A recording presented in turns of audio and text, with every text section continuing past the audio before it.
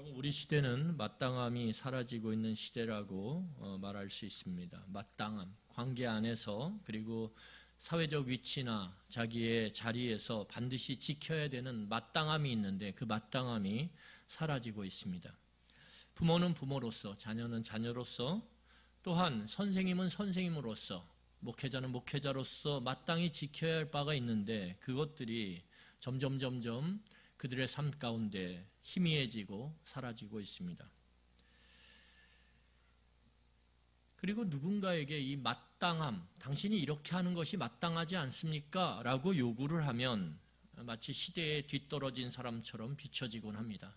일명 꼰대죠. 그래서 늙은 꼰대가 있고 젊은 꼰대가 있죠. 꼰대가, 젊은 꼰대도 요즘엔 막 있다 그래요. 그래서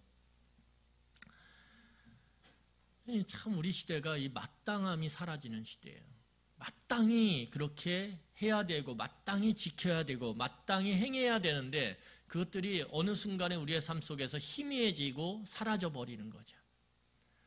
그러니까 구분이 없어요. 구분이. 여러분, 성경에서 굉장히 중요한 진리 중에 하나는 뭐냐면 구분을 두는 거예요. 구분. 그래서 성경은 섞는 것을 좋아하지 않아요.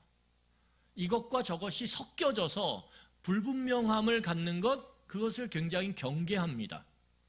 그런데 오늘 이 시대는 융합이라고 하는 미명하에 온갖 것을 다 섞어버려요. 물론 섞는 것이 필요해요.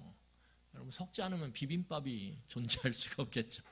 그런데 섞지 말아야 될 것도 우리는 무차별적으로 섞어버린다라는 거예요. 그리고 모든 것들을 다 불분명하게 만들어버려요. 그러면 그 불분명함 가운데 뭐가 있어요? 편안함이 있거든요. 우리의 이 인간의 욕망, 죄성은 뭐냐면 그런 불분명함이 좋아요. 여러분, 신앙생활도 보면은요, 예전에 존재하던 마땅함이 있었어요. 마땅함. 목회자는 마땅히 이래야 돼. 성도는 이래야 돼. 그런데 이런 것들이 어느 순간인가 다 휘발돼서 사라지고 있다는 거예요. 물론 이 마땅함이라고 하는 신앙적 마땅함은 성경이 말하는 마땅함이 있고요. 인간이 만든 교회 전통, 그 조직의 전통 가운데 만들어진 게 있어요. 그러면 우리가 성경이 말하는 마땅함은 지켜야죠.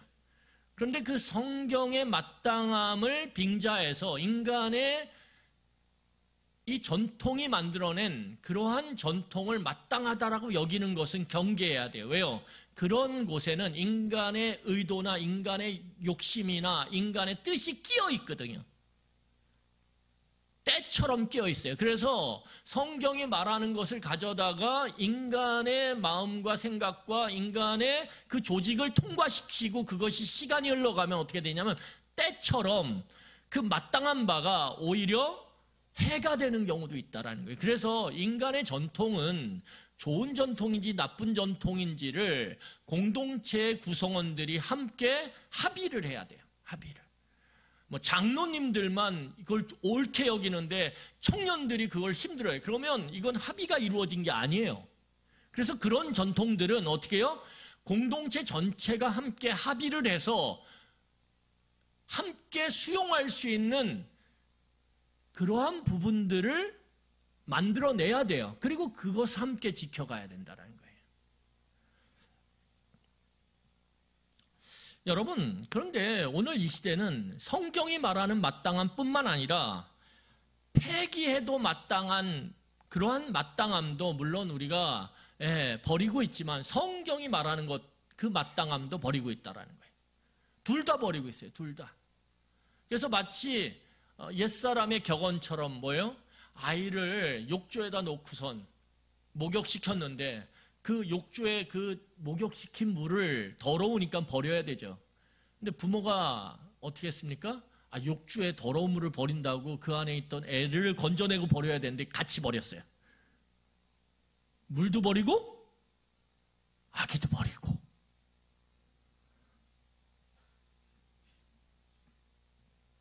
이러면 안 된다라는 거예요.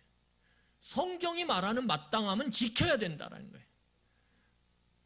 인간이 만든, 조직이 만든 전통, 그것도 좋지 않은 공동체의 합의, 사회적 합의가 이루어지지 않는 일방적으로 일부의 사람들에게 유익이 되는, 또 다른 부류에는 해가 되는 이러한 전통은 우리가 마땅히 폐기해야죠. 그런데 폐기해야 될 마땅함도 우리는 버리고 성경이 말하는 마땅함도 버리는 세대를 살고 있다는 거예요.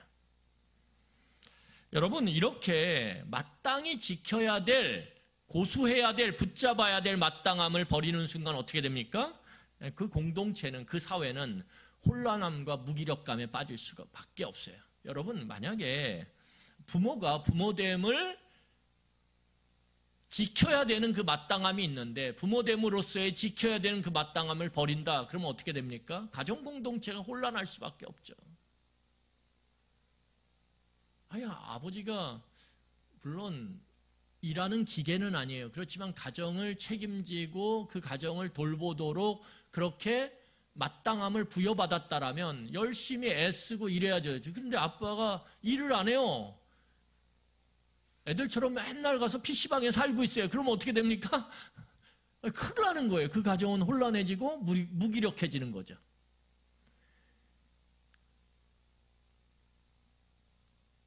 여러분, 어머니가 아침에 밥을 하는 것, 그게 너무 귀한 일이에요. 저는 이 여성분들이 아침에 식사를 준비하는 걸 보면서 늘 경이로움을 느껴요. 왜요? 이 남성이 참 연약함을 그때 느끼거든요. 남성은 참 부족한 존재다. 여성이 아니면 먹고 살 수가 없겠구나. 막 이런 걸 느낀단 말이에요. 그런데 만약에 여성이 아내가 됐든 어머니가 됐든, 나 아침에 밥 안 해. 그리고 어떻게 해요? 누가 밥 줄 때까지 식탁에 딱 앉아 있어요. 그러면 밥이 나오나요? 안 나오죠. 물론 나올 수도 있겠네요. 기다림에 지친 남성이, 남편이나 아들이 할 수도 있죠. 그렇죠? 그런데 그렇게 되면 어떻게 되냐면 그 공동체가, 그 가정이 혼란해지고 무기력해진다라는 거예요. 제 얘기는. 그러니까 마땅히 해야 될 그 부분들이 사라져버릴 때, 폐기돼 버릴 때 공동체는 혼란해지는 거예요. 무기력해지고.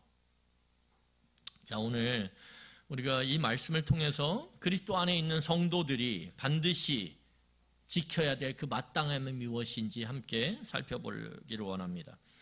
여러분, 그 아버지 당신은 카피되고 있습니다라고 하는 제목을 가진 책이 있어요. 아버지 당신은, 제가 몇 번 말씀드렸는데 이 아버지 당신은 카피되고 있습니다. 쉽게 말하면 아버지가 지금 복사되고 있다라는 거예요. 여러분, 이게 정말 무서운 말이에요. 무서운 말. 특히 이 땅을 살아가는 아버지들에게는 정말 무서운 말이에요. 왜요?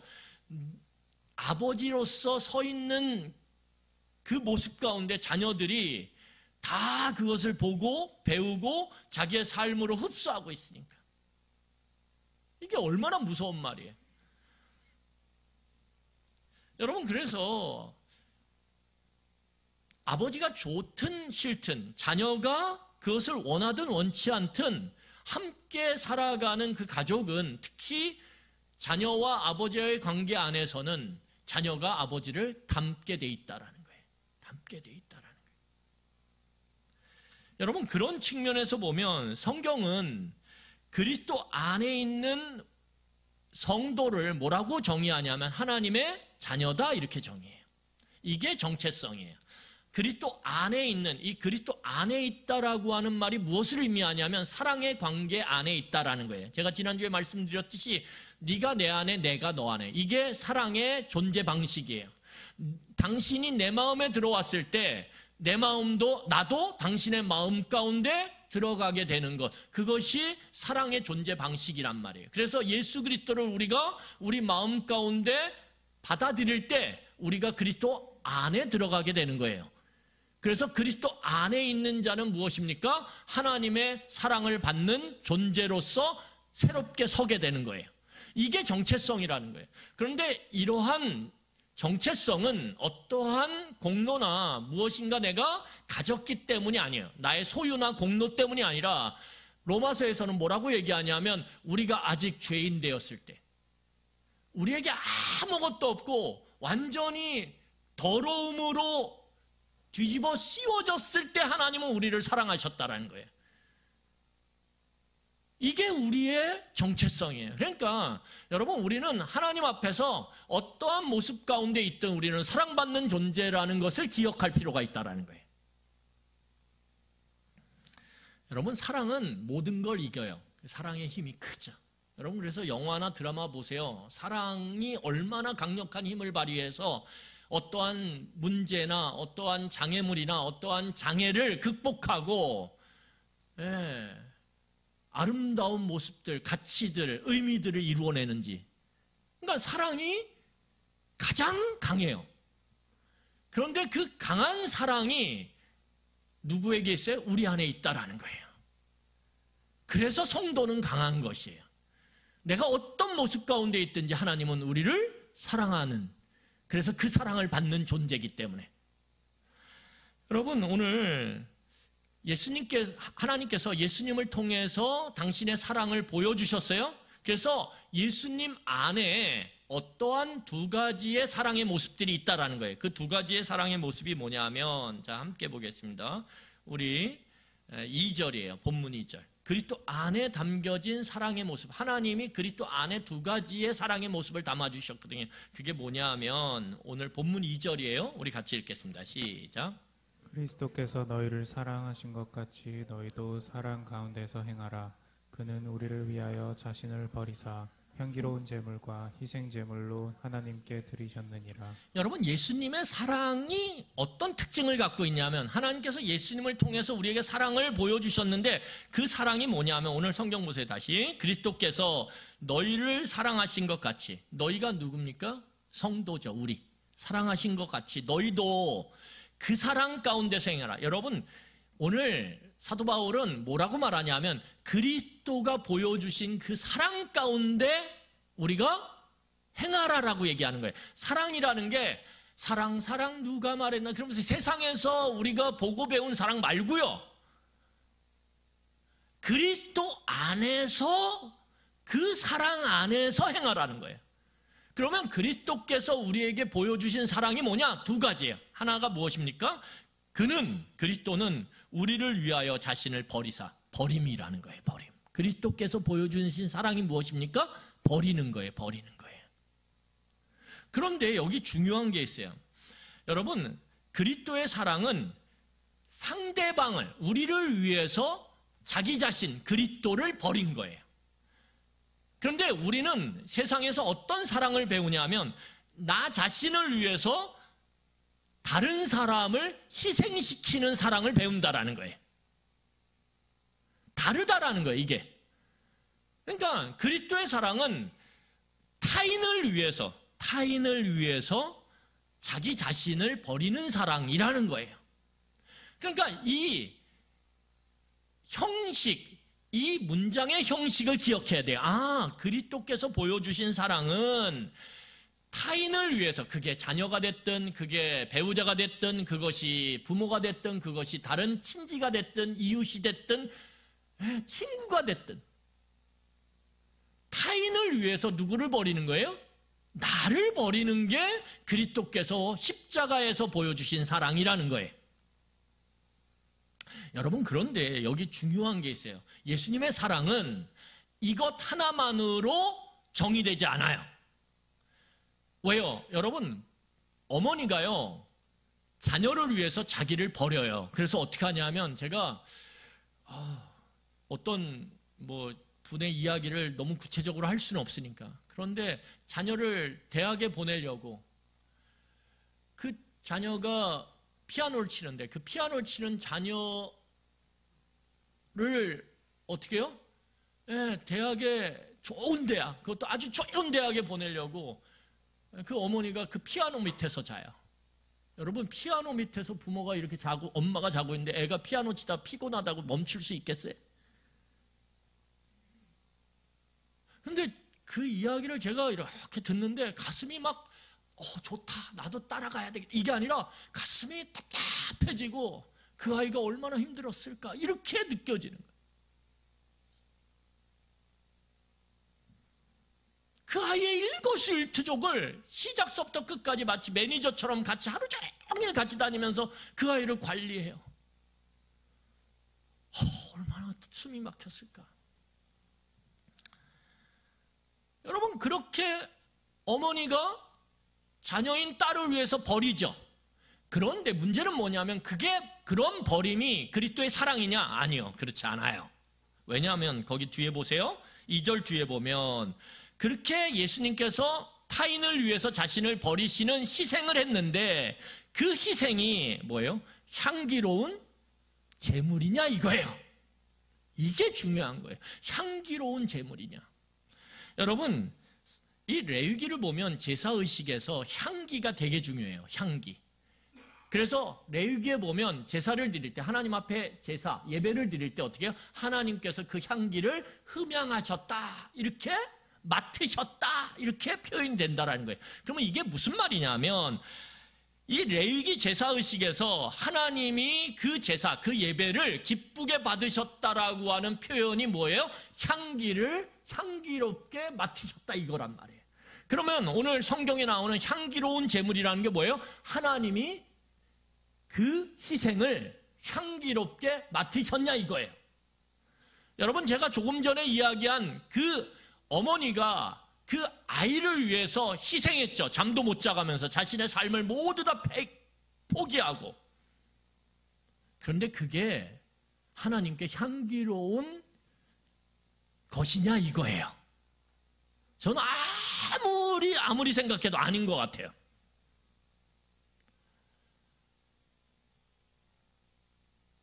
여러분, 오늘 예수 그리스도의 사랑의 특징이 뭐냐면 드렸어요? 희생했죠. 타인을 위해서 내가 희생하는 거예요. 그런데 그 드림이, 이 버림이 뭐예요? 하나님께 드려졌냐 이거예요. 향기롭게. 이 두 개가, 이 버림과 드림이 연결이 돼야 그것이 무엇입니까? 그리스도의 사랑이라는 거예요. 그러니까 내가 누군가를 위해서 희생하는데 그 희생이 하나님께서 향기롭게 받으실 그러한 희생이냐 이거예요. 그러면 오케이. 그러면 그리스도의 사랑이에요. 그런데 내가 누군가를 위해서 희생하는데 그게 하나님께서 향기롭게 받으실 게 아니야. 왜? 그 깊숙한 이면에는 누구를 위한 거예요? 나를 위한 거. 그러면 하나님은 그걸 받으시지 않으세요. 아무리 내가 어마어마한 희생을 하고 내 생명을 바치는 것 같은 그 희생을 감수해도 그게 하나님께서 받으실 만한 향기로운 것이 아니라면, 향기로운 버림이 아니라면 하나님은 그 버림을 드림으로 받지 않는다라는 거예요. 여러분, 오늘 그러면 도대체 이 하나님이 기뻐하시는 이 희생제물, 희생이라고 하는 것에 버림이 있잖아요. 그러면 하나님이 기뻐하시는, 하나님께서 드림으로 받으시는 버림의 그러한 모습이 어떤 거냐 이거죠. 사랑이 어떤 거냐. 오늘 로마서 12장 1절이에요. 우리 12장 1절 보겠습니다. 거기에 이것을 좀 더 풀어서 설명하고 있어요. 자, 우리 12장 1절 같이 읽겠습니다. 시작. 그러므로 형제들아, 내가 하나님의 모든 자비하심으로 너희를 권하노니 너희 몸을 하나님이 기뻐하시는 거룩한 산 제물로 드리라. 이는 너희가 드릴 영적 예배니라. 여러분, 성경은 생각, 의식, 관념으로 우리의 삶을 살라라고 얘기하지 않아요. 성경은 몸을 굉장히 중시해요. 우리의 의지가 반영되는 손발의 움직임, 이 몸뚱아리, 육체의 모습, 물질 너무 중요해요. 성경에서는. 그 우리의 몸을 오늘 성경 보세요. 하나님이 뭐 하느냐? 기뻐하시는, 이게 뭐죠? 하나님께 온전히 드릴 때 하나님이 받으시는 거죠. 이것이 향기로운이라는 거예요. 하나님이 기뻐하시는 향기로운. 거기 보면 뭐예요? 거룩한, 거룩하다라는 게 무슨 말입니까? 구별된다라는 거죠. 구별된다라는 건 무엇입니까? 타인을 위해서 내가 희생한다라는 거예요. 왜요? 세상은 다 뭐예요?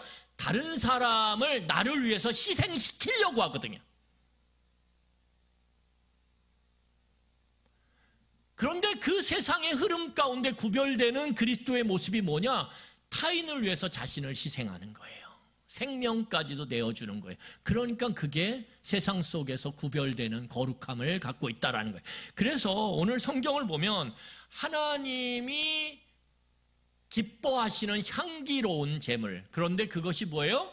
세상의 사람들의 사랑과는 구별되는 사랑. 뭐예요? 버림의 모습.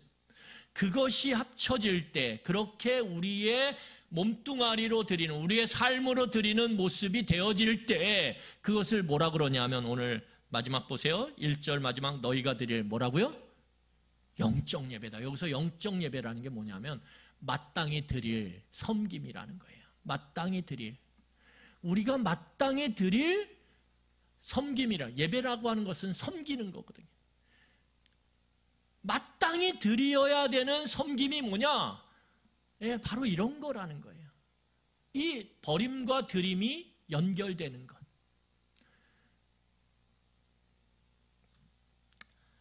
여러분, 그러면 오늘 로마서 12장 2절에서는 이것을 좀 더 우리에게 구체적인 내용으로 설명을 해요. 그러면 그 마땅한 섬김이 도대체 어떤 섬김이냐? 오늘 12장 2절입니다. 로마서 12장 2절 같이 보겠습니다. 같이 읽겠습니다. 시작. 너희는 이 세대를 본받지 말고 오직 마음을 새롭게 함으로 변화를 받아 하나님의 선하시고 기뻐하시고 온전하신 뜻이 무엇인지 분별하도록 하라. 예, 여러분 성경을 보면 두 가지예요. 마땅한 섬김의 모습이 되려면 첫 번째 뭐예요? 이 세대를 본받지 말아야 된다는 거예요. 여기서 세대라는 것은 무엇입니까? 흐름이죠. 세상의 흐름. 세상의 흐름과 같이 가면 안 된다라는 거예요. 이게 첫 번째예요. 두 번째는 무엇이냐면 하나님의 선하시고 기뻐하시고 온전하신 뜻이 무엇인지 분별해서 행하라는 거예요. 분별해서 행하라. 하나님이 도대체 기뻐하시는 게 뭔가?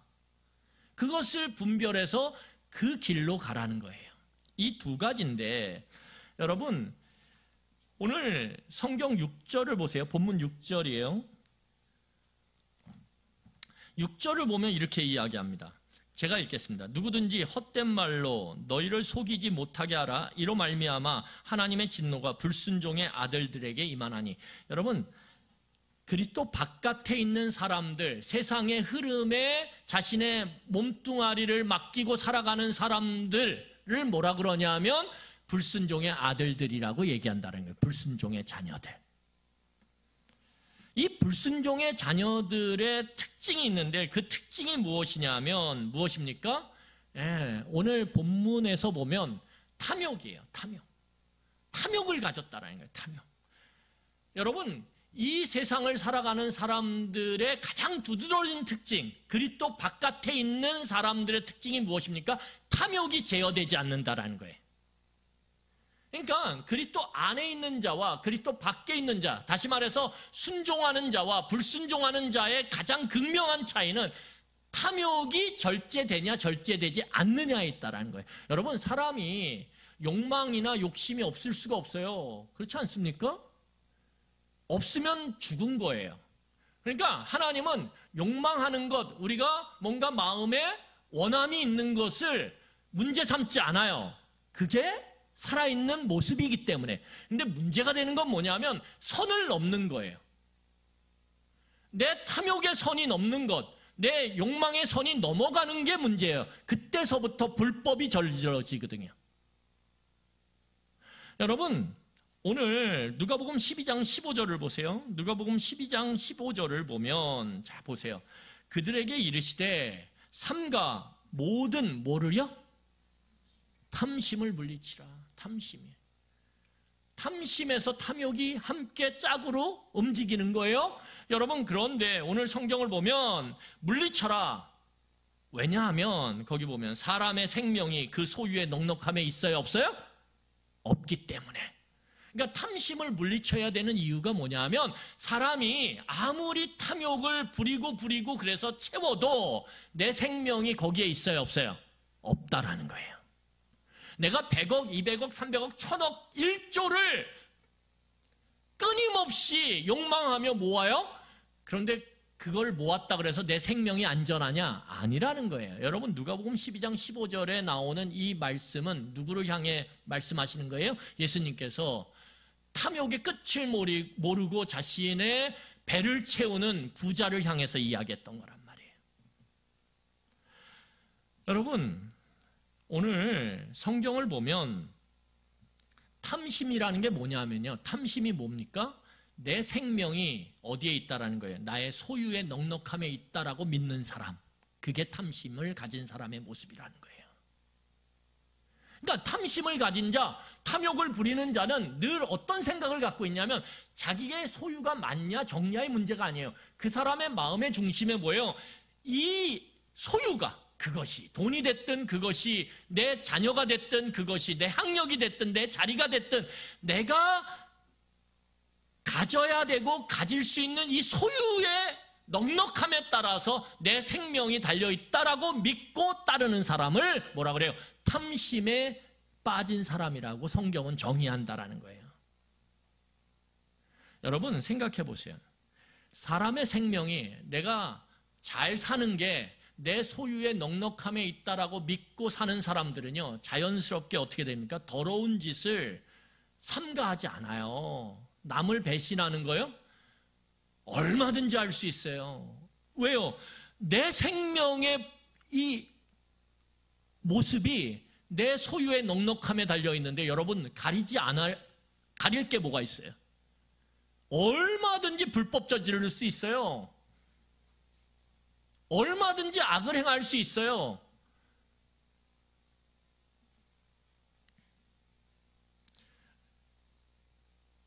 음행과 더러운 죄들을 서슴지 않고 행할 수가 있어요. 뭐가?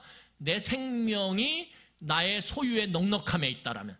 여러분, 내 소유의 넉넉함에 내 생명이 있다. 그럴 때 어떻게 해요?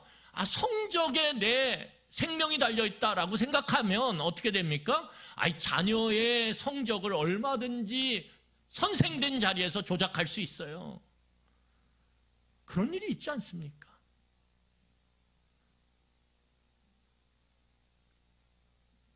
얼마든지 음행을 행할 수 있어요.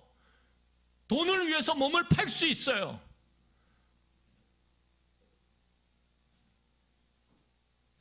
여러분 그래서 이 탐욕, 탐심과 음행과 더러운 것은 한 가족처럼 움직여요. 탐욕만 있잖아요. 탐욕이 있는 곳에 뭐가 있습니까?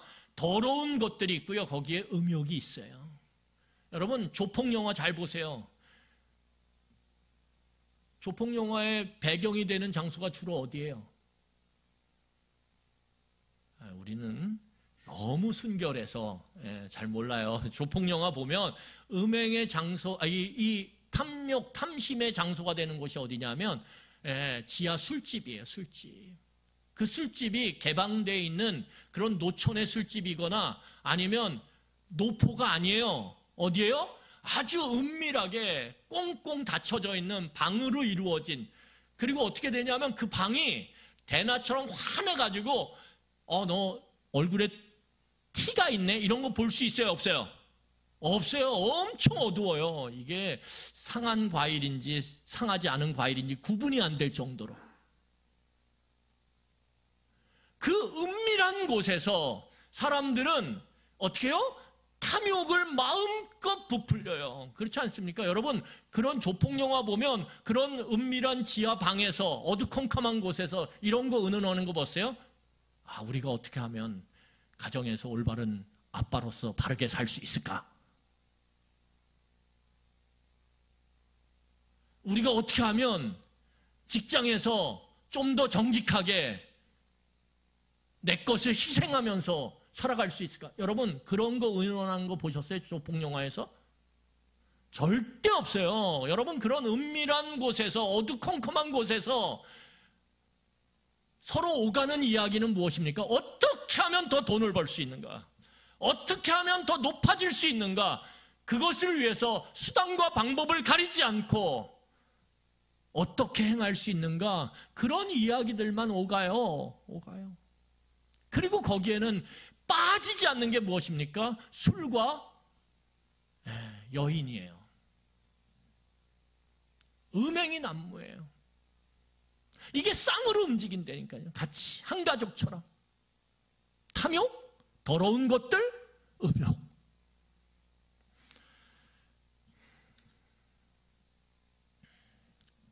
여러분, 오늘 이러한 쌍으로 같이 한 가족처럼 움직이는 이것들을 향해서 오늘 성경은 뭐라 그러냐면 본문 5절을 보세요. 우리 본문 5절 보겠습니다.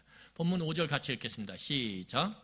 너희도 정녕 이것을 알거니와 음행하는 자나 더러운 자나 탐하는 자 곧 우상 숭배자는 다 그리스도와 하나님의 나라에서 기업을 얻지 못하리니. 예, 거기 뭐예요? 쌍으로 움직인다 그랬죠. 한 가족처럼. 음행, 더러운 것, 죄죠. 더러운 죄들, 거짓된 것들, 그리고 탐욕하는 것들은 다 같이 어울려서 다녀요. 같이 막 이렇게. 그러니까 욕망 가운데 탐욕하는 자들 옆에는 더러운 것들을 획책하고 그것들을 막 어떻게 해요? 예, 이야기해 주는 사람이 있게 돼 있어요. 여러분, 탐욕 가운데 있는 사람이 옆에 너 그렇게 하면 안 돼. 그렇게 살면 안 돼. 정직하게 살아야 돼. 불법을 행하면 안 돼. 그런 거 얘기하는 사람 있을까요? 없을까요? 없어요. 있어도 어떻게 됩니까? 내쳐져요. 여러분, 세계 만방, 특별히 우리가 세계 만국의 모습을 모르니까 우리나라만 보세요. 다 비슷비슷해요. 그러면 우리나라의 모습을 보세요.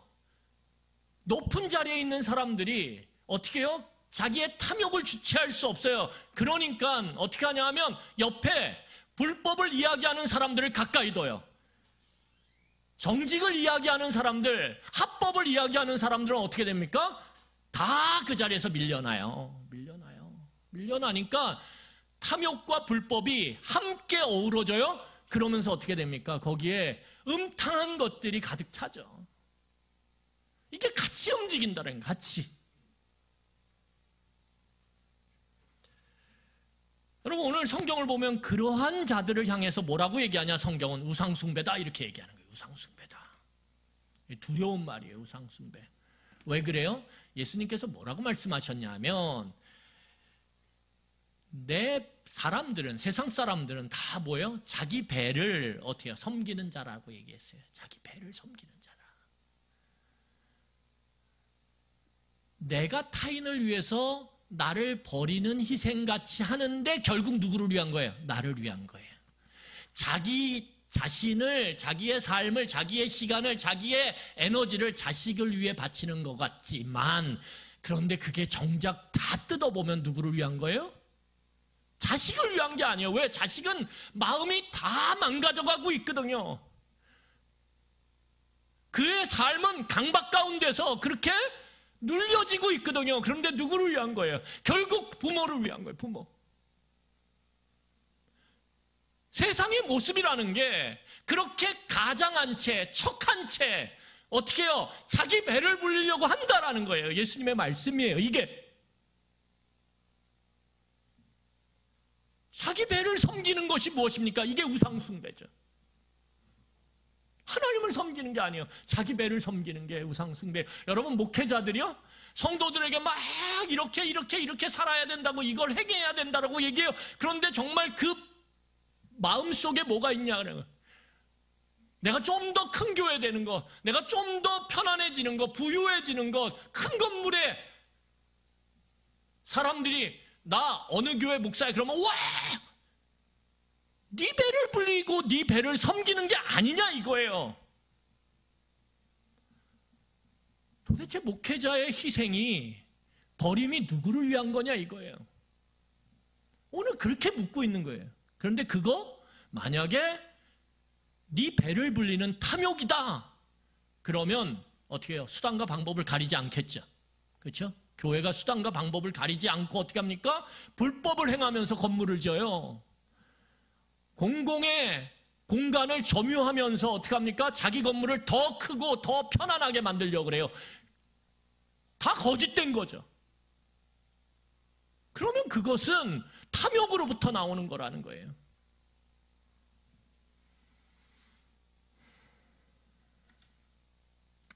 그런 자들은 우상숭배자고 그런 자들이 당연히 뭐예요? 그리스도와 하나님 나라에서 기업을 얻지 못한다.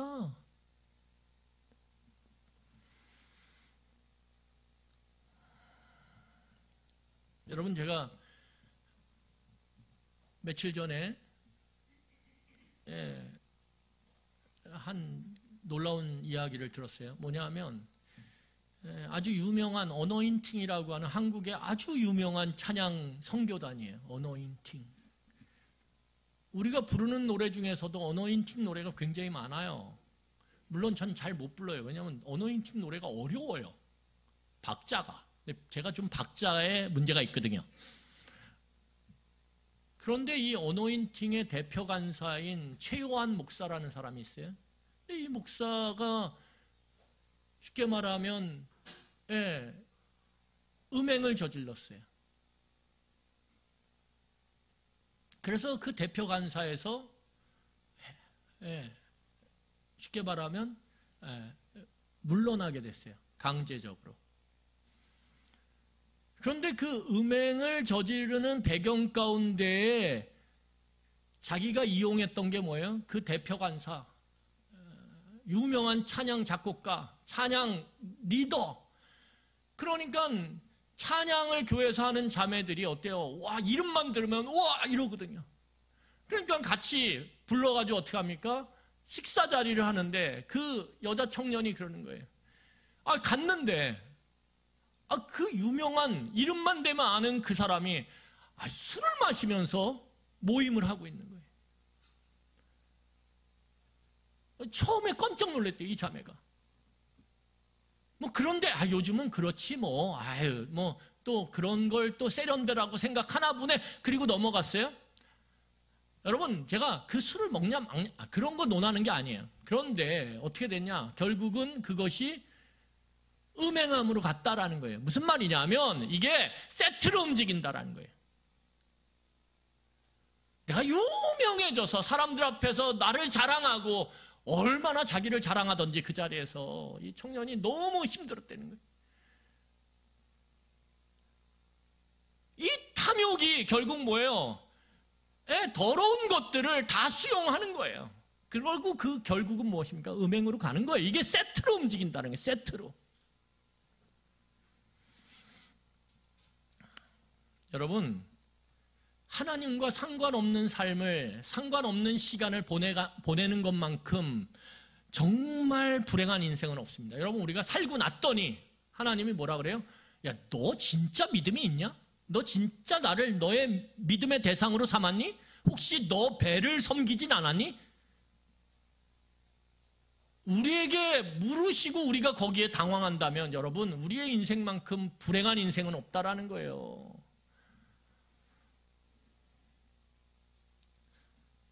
여러분, 이 그리스도와 하나님의 나라에서 기업을 얻지 못한다. 이게 무슨 말입니까? 하나님과 상관없다라는 거예요. 전혀 하나님과 상관없는 사람이라는 거예요. 여러분, 그러면 성도가 마땅히 지켜야 될 바, 성경이 말하는 것이 무엇입니까? 자, 우리 3절입니다. 우리 3절 읽고 우리 말씀을 마무리하도록 하겠습니다. 3절 읽겠습니다. 같이 읽겠습니다. 시작. 음행과 온갖 더러운 것과 탐욕은 너희 중에서 그 이름조차도 부르지 말라. 이는 성도에게 마땅한 바니라. 제가 쌍으로 움직인다 그랬죠. 뭐요? 음행, 온갖 더러운 거, 뭐요? 탐욕.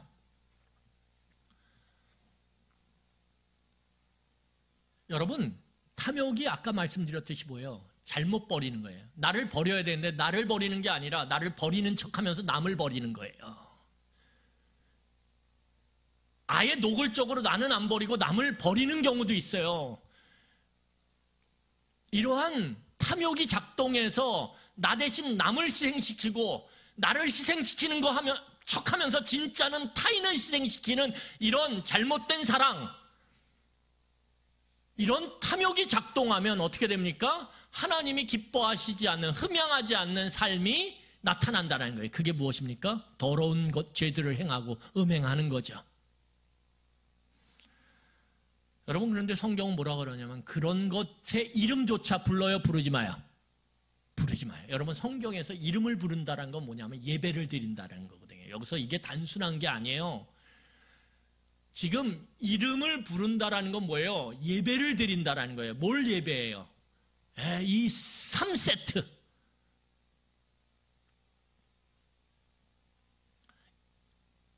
이름조차 부르지 않는 게 뭐예요? 마땅히 성도가 행할 바라는 거예요. 여러분, 자, 창세기 12장 8절을 보세요. 12장 8절 보세요. 창세기 12장 8절 보면 제가 부르겠습니다.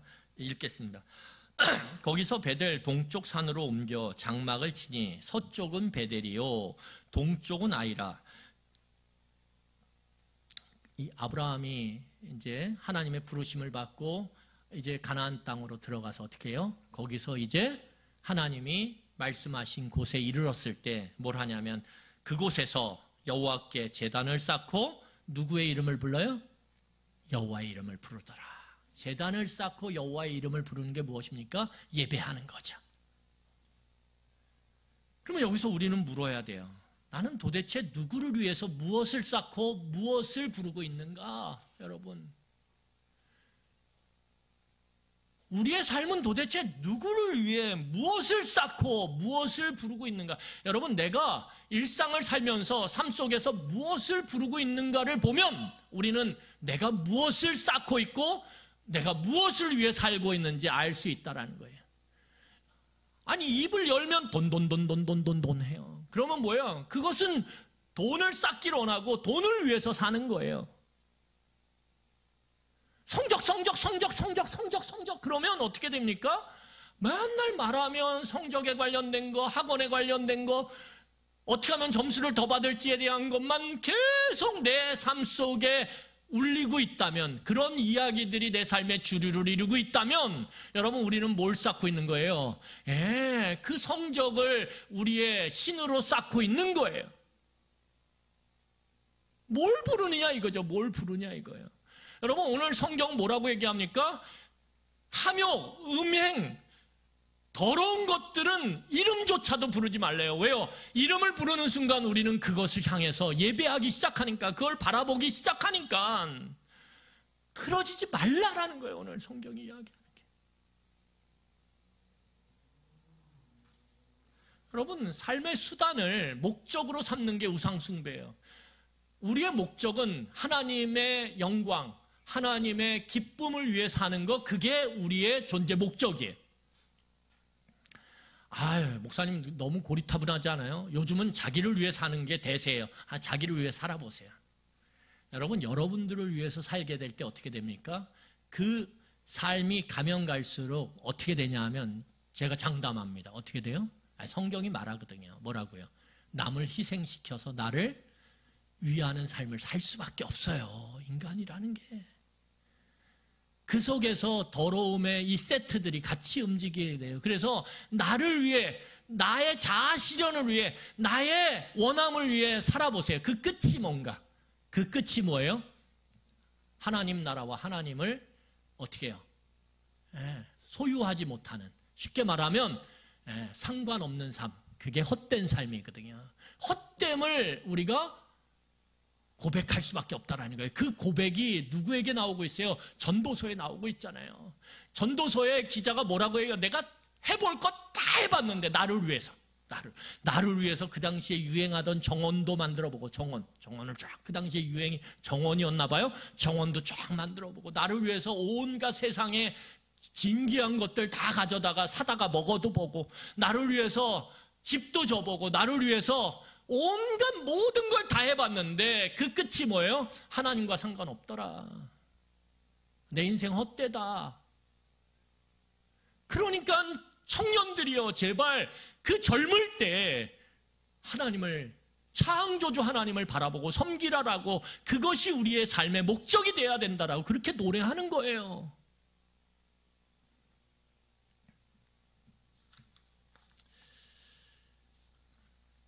그러면 여러분, 마땅한 바를 행하는 하나님의 사람들, 하나님을 온전히 예배하는 사람들, 하나님을 목적으로 삼는 사람들, 진짜 그리스도께서 십자가에서 행하신 그 온전한 버림과 그 버림이 하나님 앞에 향기로운 드림이 되는 이러한 마땅한 삶을 살아가는 사람들의 특징이 무엇입니까? 오늘 4절이에요. 4절 읽고 말씀 마무리하겠습니다. 4절 읽겠습니다. 4절 같이 읽겠습니다. 시작. 누추함과 어리석은 말이나 희롱의 말이 마땅치 아니하니 오히려 감사하는 말을 하라.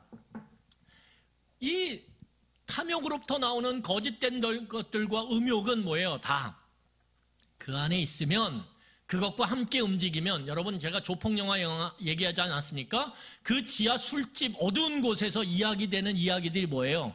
다 누추한 이야기들이에요. 여러분 거기에 아름다운 단어들이 있나요? 없어요. 조폭영화, 목사님 잘 모르겠네. 오늘 꼭 가셔서, 집에 가셔서 조폭영화 다시 찾아보세요.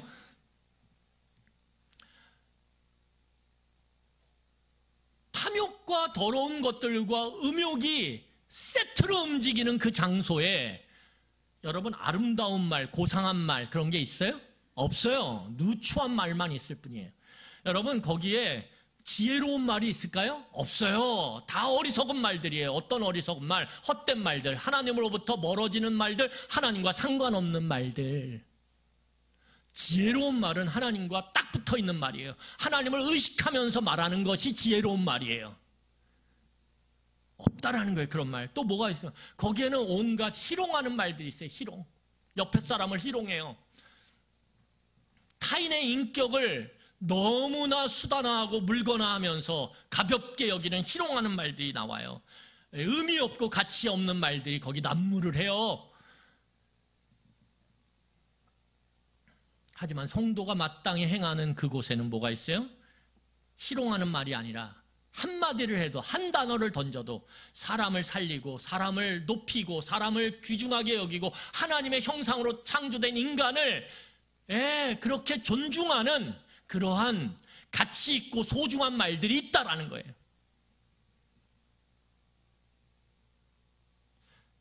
여러분 그래서 성도에 마땅히 행하는 장소에서는 어떤 말이 있어요? 어떤 말이요? 감사의 말이 있다라는 거예요. 이게 중요해요. 여기 우리의 온전한 버림과 드림이 있는 곳에 뭐가 있어요? 감사함이 있다라는 거예요. 예수 그리스도의 십자가에 뭐가 있었어요? 감사함이 있었다라는 거예요. 하나님께.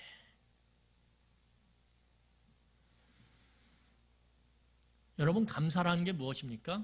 대상이 있다라는 거죠. 내가 중심이 아니라 누군가 중심되는 분이 있다라는 거예요. 감사를 표현하는 그 대상, 여기서 누굽니까? 하나님이죠. 주체가 내가 될 수 없어요. 감사하는 말로 가득 차는 인생은요, 내 인생의 주체가 내가 될 수가 없어요. 왜요? 내 남편 때문에, 내 아내 때문에, 내 자녀들 때문에, 내 부모 때문에, 내 친구들 때문에, 내 주변의 동료들 때문에 내가 이렇게 살아가는 것이 감사하거든요. 그러면 우리는 내가 주체가 되지 않고 누가 주체가 되냐 하면 나를 이렇게 세워가게 도와주는 그 사람들이 고맙고 감사한 거예요. 그런 삶을 살 때 우리의 버림이 나를 위한, 내 이익을 위한 버림이 아니라 타인을 위한 온전한 버림이 된다라는 거예요. 그리고 그 버림이 하나님께서 흠양하시는 온전한 드림으로 받아진다라는 거예요.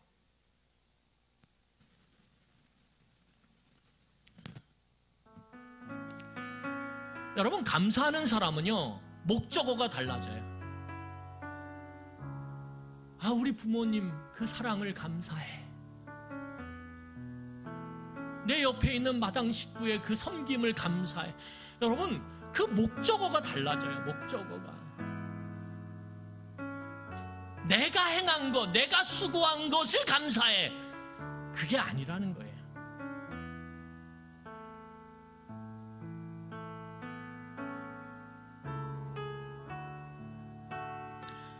이 목적어가 달라질 때 우리의 버림, 우리의 희생, 그것이 하나님께 온전한 향기로운 드림으로 연결된다라는 거예요. 그럴 때 우리의 삶 가운데서 탐욕이 절제되고 우리의 삶 가운데서 더러운 것, 여러분 어떻게 우리가 더러운 것을 안 하고 살겠어요? 하지만 그 더러운 것에 어떻게 해요?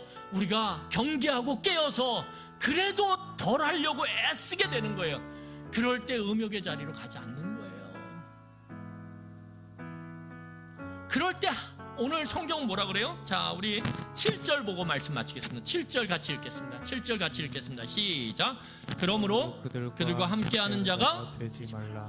그럴 때 그 불순종의 아들들과 세상의 요 세 세트와 함께 늘 어울리면서 살아가는 자들과 함께하지 않을 수 있는 거예요.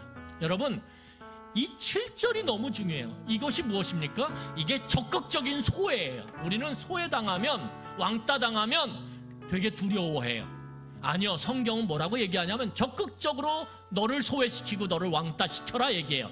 타인이 나를 왕따시키는 게 아니라 내가 스스로 왕따가 되라는 거예요. 뭐예요? 어떻게 해요? 그들과 함께하지 마, 불순종의 아들들과. 네가 소외를 시켜, 너를 그 자리에서 너를 빼내, 너를 고립시켜. 성경은 이렇게 얘기해요. 여러분, 놀라운 것이 무엇입니까? 나를 이 불순종의 아들로부터 내가 소외시키면, 나는 너희들과 함께 안 해. 물론 그걸 막 노골적으로 나 너희들 같은 인간이랑 함께 안 해 이러면 안 되죠. 그러면 싸우자는 거니까. 아, 나 약속이 있어서 못 갈 것 같아. 나 그 자리에 참여 못 할 것 같아. 여러분, 자기를 적극적으로 소외시키는 거예요. 스스로 고립시키는 거예요. 여러분, 그럴 때 놀라운 사실이 무엇입니까? 그 불순종의 자녀들과 자신을 소외시키고 고립시킬 때 여러분, 내가 혼자 있느냐? 아니요. 나는 또 다른 대상과 함께하게 된다라는 거예요. 그게 뭐예요? 순종의 자녀들과 함께하게 된다라는 거예요. 나는 함께하게 된다라는 거예요. 누구와요? 하나님과 함께하게 된다라는 거예요. 그래서 그 스스로의 고립과 스스로의 소외 가운데서 우리는 하나님과 누리는 더 큰 은혜를 누리게 된다라는 거예요. 그 영광스러움, 누추함이 아닌 그 지혜가 풍성한 삶, 그 아름다운 것들을 우리는 누리게 된다라는 거예요. 그리고 그것으로 인해서 우리는 함께하는 하나님의 순종의 자녀들과 우리는 점점 함께하게 된다라는 거예요. 여러분, 마땅히 우리가 행해야 될 걸 행하면서 살아가는 거 쉽지 않아요. 왜요? 이 세상이 너무 세. 세상은 우리를 때로 협박하기도 하고, 너 그렇게 살면 승진 못해, 너 그렇게 살면 너는 늘 가난할 거야. 우리를 협박하고 우리를 회유하고, 그래서 끊임없이 우리를 마땅하지 않은 자리로 끌고 가려고 그래요. 여러분, 생각하세요. 사람을 좋게 하랴, 하나님을 좋게 하랴. 사람들과 불순종의 자녀들과 상관 있는 삶을 살아갈 것인가, 하나님과 상관 있는 삶을 살아갈 것인가. 어떤 것이 우리의 인생의 끝으로 갈수록 정말 기쁘고 영광스러운 삶인가? 여러분, 우리로 하여금 오늘 사도 바울은 고민하고 선택하고 살아가라라고 오늘 우리를 향해서 말하고 있습니다. 이 말 앞에 부족하지만 답하며 살아가는 그런 우리의 인생이 됐으면 좋겠습니다. 기도하겠습니다.